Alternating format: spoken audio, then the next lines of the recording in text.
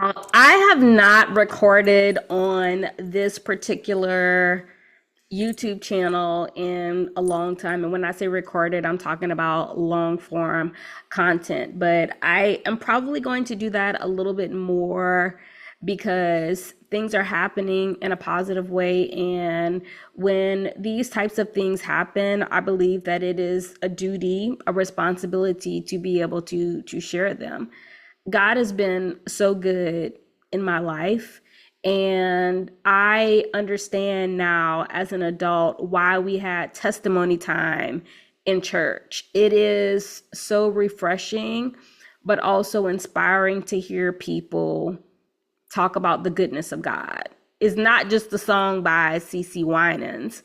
It's truly a way for us to be able to live our lives because he wants to bless us in those ways. And so I have had some things happen that have really tested my faith. And in the process of these things testing my faith, I had to learn to truly trust God in them because I've learned that many times it's completely out of my control. Like, what can I do about it? It has to come from him. Like, it can't be me doing it on my own. I've tried things on my own. It ain't worked. So when I literally turned it over, things have begun to happen. And I wanted to share that with you. So I am titling this What Happened When I Finally Trusted God. What happened when I finally trusted God? Because many times we don't really know the process of what gets people there. If this is not for you, I completely understand, but maybe listen to actually gain a different perspective. So, this has been somewhat of a challenging school year for me, and I don't even need to tell you anything. Just go to social media. You can see parents complaining, you can see teachers complaining, you can see people talking about the literacy crisis within our country. There are so many factors that are affecting the education system right now, and it in turn affects me, an educator. And so I actually was having a conversation with my dad and someone else, and I was talking about how values have shifted. And when I say values, the foundation of like church and the home structure, it is not existing in the ways that it has existed in the past. And we are seeing that play out right now, where people are upset that they have to do homework, where people are upset that they have to read, where Chat GPT has taken over, where people really do not understand who is in control of these processes and these decisions. I can tell you right now, we are not stakeholders. Teachers are not stakeholders. We do not make these decisions. If you want decisions to be made, you need to go to board meetings and listen to them make these decisions that ultimately affect how things go for your children, for children that you care about, and your community in general. So I initially had many tears, and I called one of my friends who is just, I adore her. She's a person of faith. And I believe that being around her has also inspired my faith. And I'm going to get to that. And, we came up with a plan for how I can maneuver this school year where I wasn't, crying every day and sitting in my car after work trying to figure things out, which ultimately got me to a place where I could be calm and truly be the best person that I could be.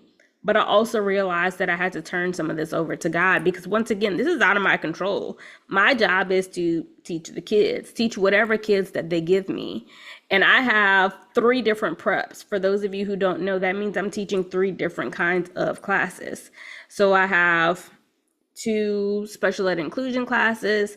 I have 1 I have one advanced class, and then I have two on, wait, let's see, two special ed inclusion classes, three, I have three on level classes or academic classes, and then I have one advanced class.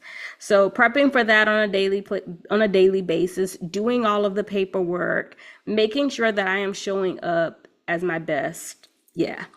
And then we also have to realize that this is not just the only thing.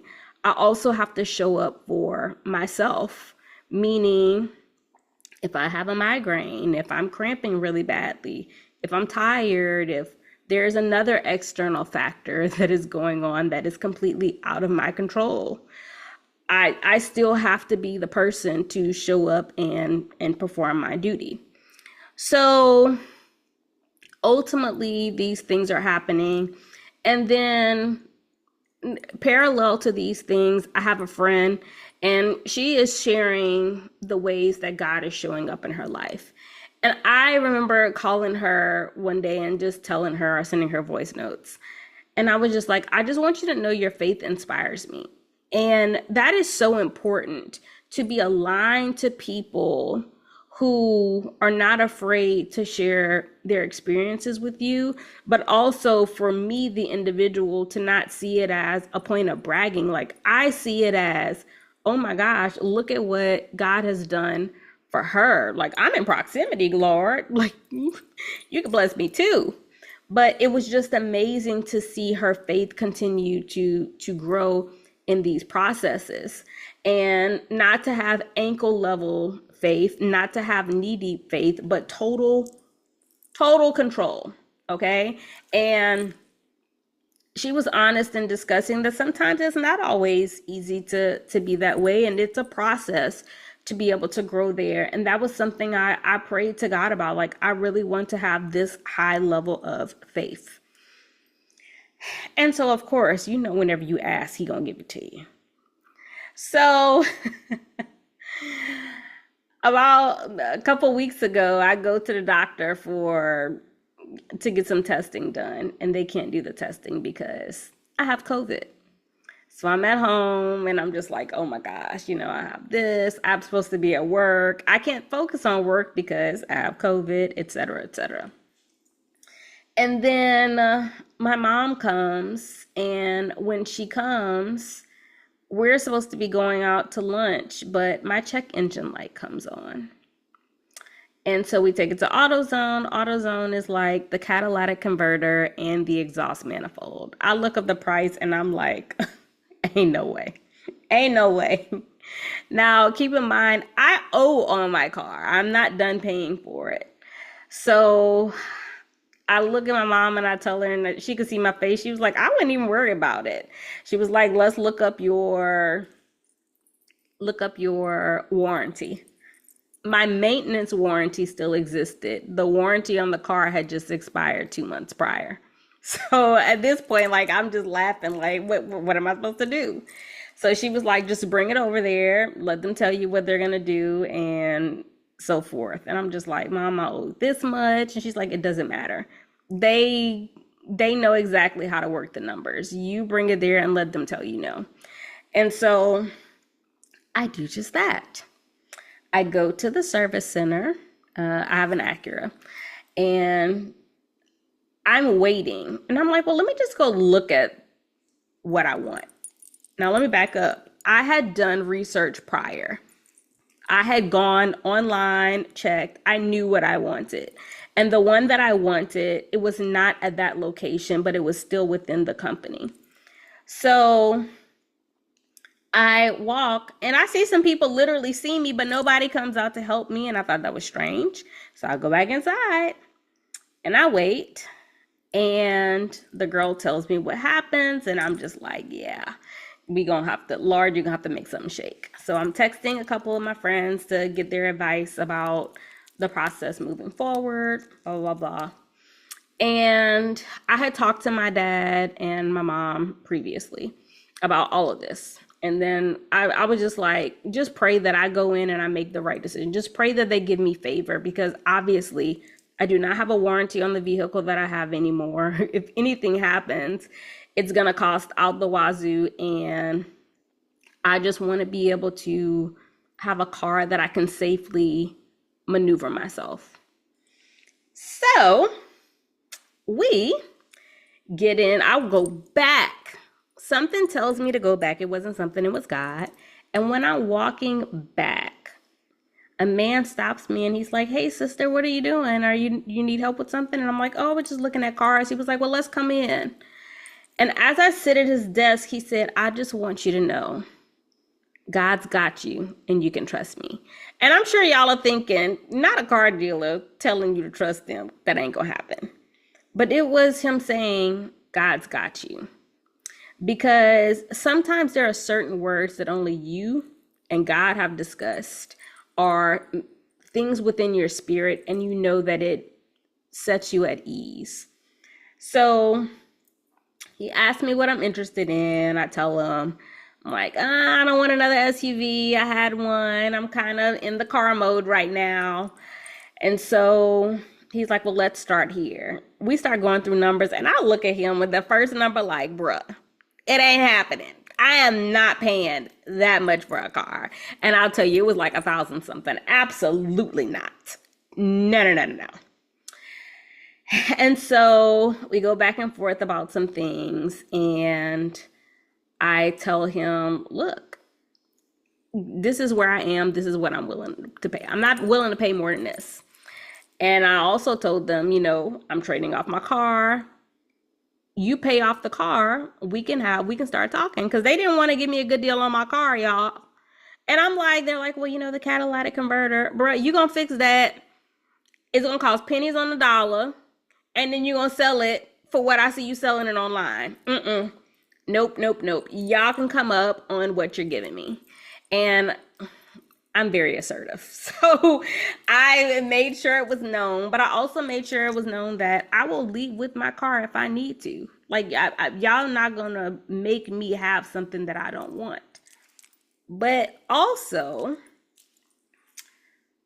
when we got to the car, he was like, "Look," I was like, "Well, let's just do the base model of this." He said, "No, you deserve the best." And I was like, And then I thought about it. That's something God would tell me. Like, I deserve his best. And sure enough, I end up getting this vehicle. But I want to go back, because the vehicle, when I went to walk outside the first time, was outside and running. I did not know this. I was just like, "Ooh, that's a baddie." Like, it is really a baddie. That vehicle was just pulled outside from the showroom floor because they were having a Thanksgiving luncheon that day. So when I saw it and I was like, "Ooh, that's a baddie," that was my car. And I just thank God, because I did go in there and I felt comfortable. I prayed about it. I did my research. I knew what I wanted. But there was some favor in this too, because it wasn't just me being obedient and doing the homework to getting there. It was also listening to someone say, "No, you deserve the best. And the best is going to be this. And why don't you get this? Or why don't we do it this way? And why don't we protect you this way?"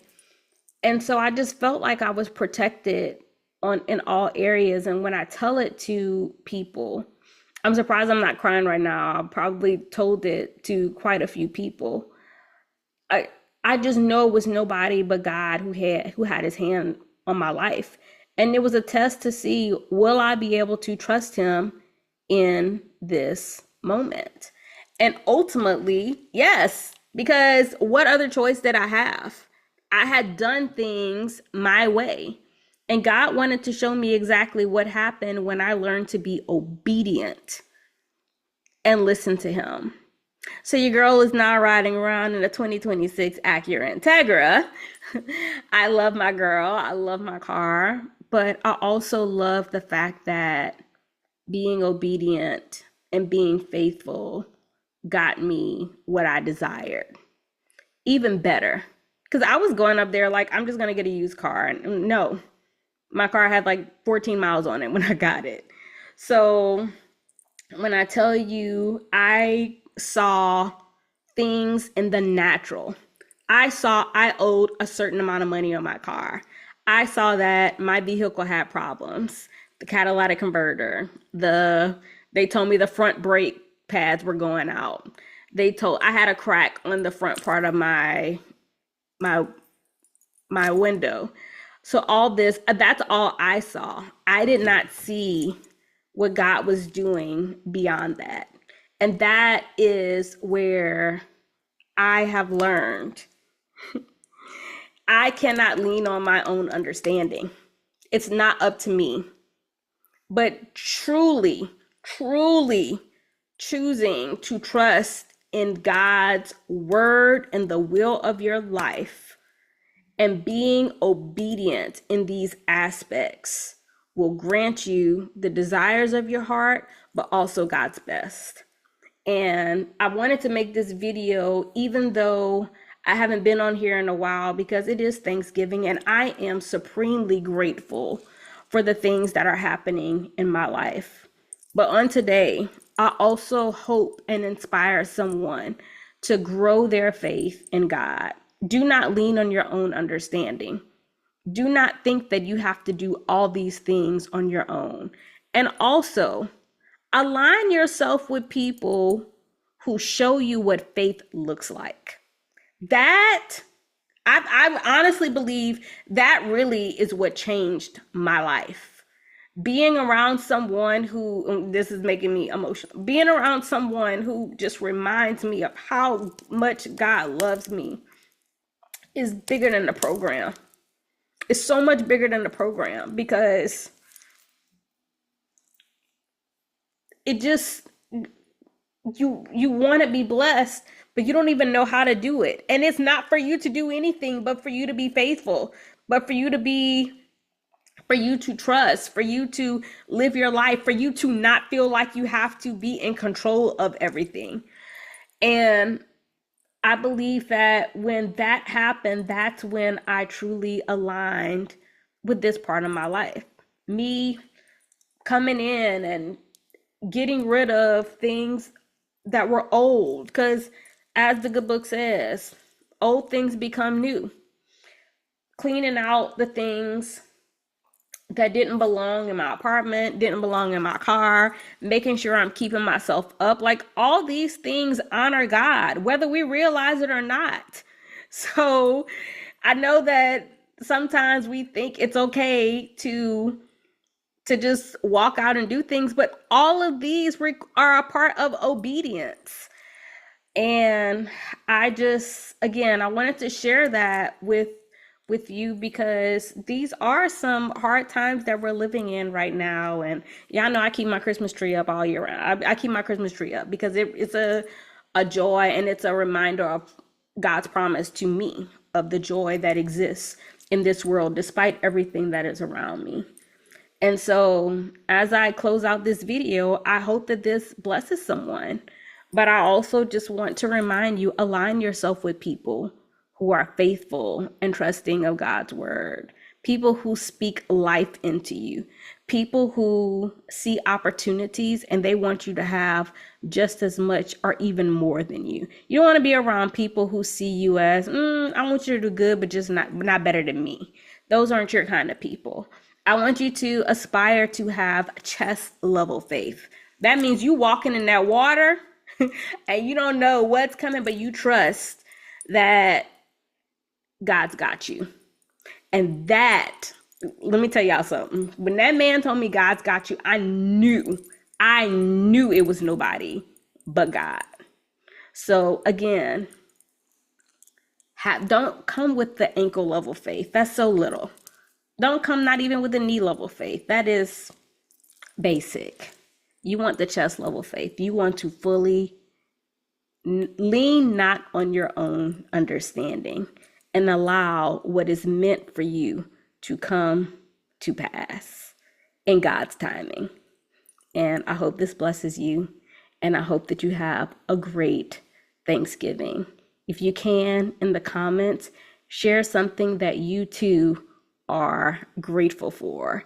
And I will end this by saying I am grateful for, of course, my family, my job, what's happening to me with my podcast.